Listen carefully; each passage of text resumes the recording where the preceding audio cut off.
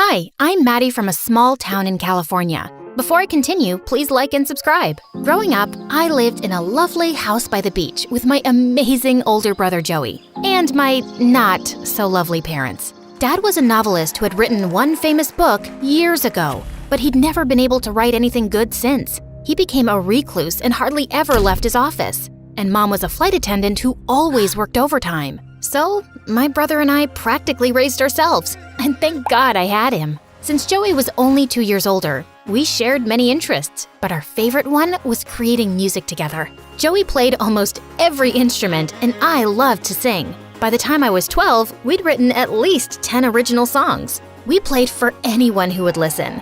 Once during summer break, we were playing for some small crowds at the beach when a pretty girl my age snuck up to me. "Hey, you've got a stain on your jeans, but don't worry, I got you covered." She tied her hoodie around my waist and whisked me off to the public bathroom. Thanks to Mom never being around, I was totally unprepared for my period. "Thanks for today. I feel so stupid." "Forget about it. Happy to help." That's the day Cheryl and I became best friends. She was in a different school and we'd hang out every weekend. But eventually, she convinced me to switch over to her school. My parents didn't care either way, and Joey was supportive as always. But this school was different. Everyone here was a lot more conscious about appearances, and I felt odd in my tomboyish clothes. But Cheryl always knew what to do. She helped me shop for nice outfits, showed me the right way to roll up my jeans, and how to get perfect beach waves in my hair. She and her mom regularly went out for lunches and spa dates, and I was always welcome to join. In 9th grade, Joey and I decided to participate in a talent show at a local fair.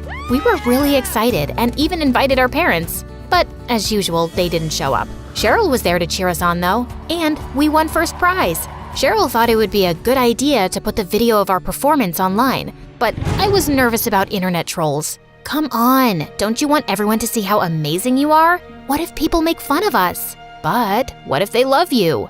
All right, go ahead." At first, our video only got a few likes, but within a week, Joey and I went viral, and everything after that happened so fast. One minute, we were just two kids making music in our bedroom, and the next, we were being invited to perform on talk shows all over the country. For a change, we even had our parents' attention. Wow, I had no idea you were so good. I'm so proud of you guys. Maybe I can take a break from work and we can travel with you kids. Joey and I were happy to be doing something as a family for once. We had to take a break from school and move to LA for 3 months. I tried to keep in touch with Cheryl, but our schedule was so busy that I couldn't very often. I even missed her birthday, but I'd make it up to her later. I was so happy to be sharing my music with the world and even bonding with Mom. We went out shopping together in LA, and she even let me dye my hair blue. When I finally returned to school, I was excited to show everyone my new look, but reality hit hard.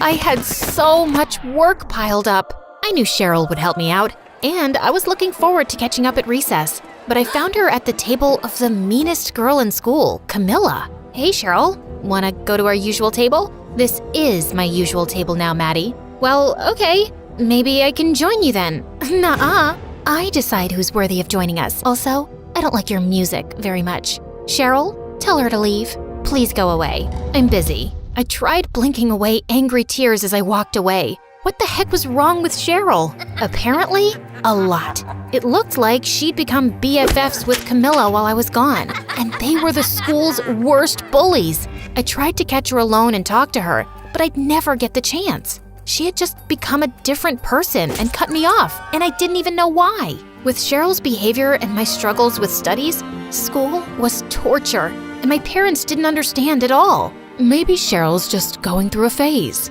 Just talk to her. She's been your friend for years. Mom, she hates my guts. I tried talking to Joey about it, but he was so busy lately. Maddie, I've got an advanced chemistry test I really gotta study for. Cheryl's clearly not a good friend, and you're better off without her. Just ignore her and the mean girls. But that was easier said than done. Just the next day in the library, I found Cheryl spreading vicious lies about me. I'm the one who put Maddie on the map with that video. And the song that went viral, I wrote that, and she never gave me any credit. Such a witch. Are you kidding me? You don't know the first thing about music or songwriting. As if you do. You're just mooching off your brother's talent. He's the real musician, and you're just his whiny baby sister tagging along. As the rest started laughing, I suddenly snapped and threw a pen at Cheryl's forehead. She squealed in pain and then jumped at me. As we wrestled each other like maniacs, we crashed straight into the elderly librarian, who fell down and broke her hip. We both landed in detention for a month, but I wouldn't even look at Cheryl's face. We were so done. And I just kept to myself at school and focused on studies like Joey did. At least I'd caught up with all my work, but I couldn't help feeling depressed. Thank goodness for Joey, who knew exactly how to make me feel better. Vent your feelings out in a song, sis. Let's write something about those bullies. We wrote our best song to date, thanks to Cheryl and the Mean Girls. So many people could relate to the lyrics. A few months later, we got a call from LA from a huge record producer who wanted to sign us. That meant we'd have to move and switch to being homeschooled by private tutors. Leaving school sounded amazing to me, but Joey didn't seem so sure. I like school. I'm not sure I'm ready to give it up. But this is our dream, Joey. Why don't we take some time to think about it? The semester's almost over anyway. I was bummed out, but I couldn't force him. Then one day, when we were getting ready for school, Joey surprised me with something major. How about we sign that contract and give LA a shot? Really? Are you sure you're ready to give up everything? I'd do anything for you, Maddie. You know that. Oh, thank you, thank you. Trust me, you will not regret this. We moved, and Joey and I spent an entire year working with the top music professionals in the business. Mom and Dad liked LA too. Maybe the sunny weather was putting them in a good mood. Joey and I even inspired Dad to write a novel about two kids trying to make it in show business. By the time I was 16, Joey and I had recorded an album we were so proud of, and our songs were top of the charts. The biggest magazine in America did a cover story about us. Since I was the lead singer, I answered most of the questions while Joey smiled and nodded along. Next, we went on tour and performed in so many cities that I lost track of everywhere we went. We were on top of the world. Joey and I were even invited to perform for Hollywood's biggest award ceremony. But on the day of the rehearsal, Joey was nowhere to be found. After waiting for an hour, the producer's patience was wearing really thin. I called and called, but Joey didn't answer. After sending him a million text messages, I realized he'd turned off his phone entirely. I was worried and confused since Joey had never acted this way. Let's just cut the act. I have a million other artists waiting for this opportunity. No, my brother and I are meant to perform tonight. So find him. I raced home to our apartment, but he wasn't there either. Mom, Dad, do you know where Joey is? He didn't show up for our rehearsal. My parents looked at each other like they knew something I didn't. Is someone gonna fill me in?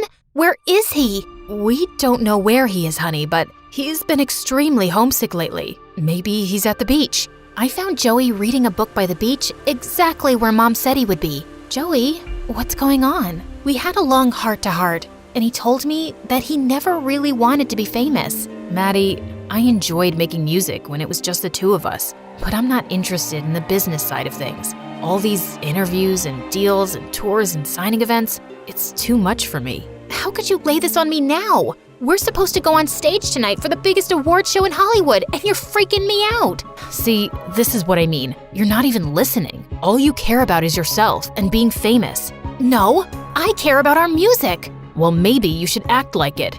Are you showing up tonight or not? Take a wild guess. I couldn't believe what I was hearing. When I returned to rehearsal alone and told the producers that my brother would be a no-show, they canceled our performance. You and your brother are a package deal. Sorry, kid. I was heartbroken, and just as I was about to leave, Joey waltzed in through the doors. You're here! I'm so glad you showed up! Let's just get this over with, okay? Joey and I performed a new song that night and got a standing ovation. It should have been the best moment of our lives, but Joey and I wouldn't even look at each other when we got home. For once, our parents decided to act like parents and sat us both down for a family talk. Joey, I think it's time you explain to your sister what's happening. Go on, honey. Tell her the truth. Okay, Maddie. I've wanted to tell you for weeks, but we're always so busy. What is it, Joey? You're scaring me. It's nothing bad. It's just Spit it out! I got a full scholarship to Harvard to study biochemistry, and I want to go. The new semester starts in 2 weeks. This is what I'm really passionate about, Maddie. I always loved spending time with you, and I do love music, but I don't think you and I have the same dreams. I'm so sorry. I was stunned. If he accepted the offer from Harvard, our music career was as good as over. But Joey had spent his whole life supporting me, so I tried to do the same. That's the news? That's amazing! I got out a pen and made him sign the acceptance offer on the spot. Later, we tried to explain to our producer that it was just a one-person band now starring me, but no one was interested in another solo act. We lost all our deals and our album dropped off the charts as fast as it had risen. Soon, Joey went to Harvard, while my parents and I went back to our small town. It was the last semester of school and I just had to keep my head down and graduate. But one day, when I was sitting alone at the beach, Cheryl came and sat down beside me. This time, she wasn't surrounded by her group of mean girls. Isn't this where we first met, the day we became friends? I don't remember, and I certainly don't care. Why are you even talking about our friendship now? Because I've been an absolute jerk to you, and I'm really sorry. She sounded so genuine that I stayed to hear her out. Soon after you went to LA for the first time, my parents got divorced. I thought I'd live with my mom, but she got married to someone else in a month and moved to New York.